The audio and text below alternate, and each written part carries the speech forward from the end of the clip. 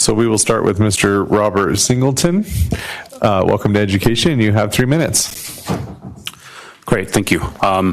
So just to be clear, while I'm here in opposition to the bill, it's more of an amendment, and I actually like a lot of what's going on in the legislation, so I want to put that out there first and foremost. So my name is Robert Singleton. I serve as the Director of Policy and Public Affairs for the U.S. Trust Region for the Chamber of Progress.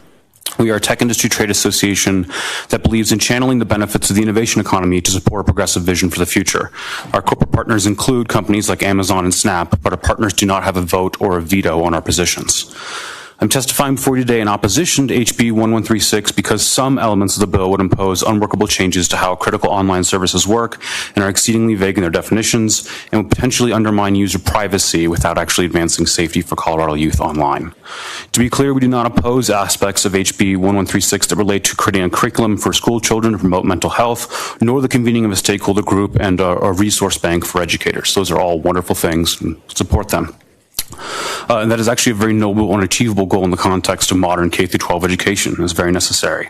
The problem really comes down to the technical feasibility as it relates to curating content specifically for users under the age of 18, as well as in the definition of social media. So we support transparency in consumer education, but they must be meaningful. As drafted, HB 1136 construes social media to be very broad, as to implicate many everyday online services. After all, many digital services allow for topical messaging and discussion, the public sharing of content, and marketplace activity. What's more, the concept of actively on a service is unspecified, so it is unclear how to account for a user who is logged in on a device on a tab, but may not be actively utilizing a service or a web page. Additionally, how is a platform to determine the age of a user without actively collecting, processing, and storing an extensive amount of personally identifying information? This is our main concern here. Surely we don't want to follow suit with the invasive and unconstitutional censorship laws and age restrictions that have been enacted in other hyper-conservative states, like Utah, for instance. Additionally, it's important to note that legislation as drafted requires that hazily defined social media platforms must inform users of what data they show in these required pop-up messages.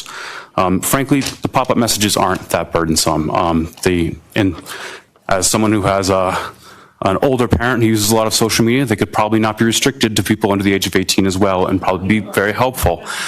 So really just candidly, it's how do we determine someone is under the age of 17 without collecting a lot of information, without violating the user privacy? That's our main concern. So if we can work those out in amendments or maybe have it more broadly apply to folks of all ages, then I think we'd be much more supportive of the bill. But in general, very supportive of having increased mental health support and frankly, literacy and competency of using social media and technology platforms in schools is a great thing. Thank you very much.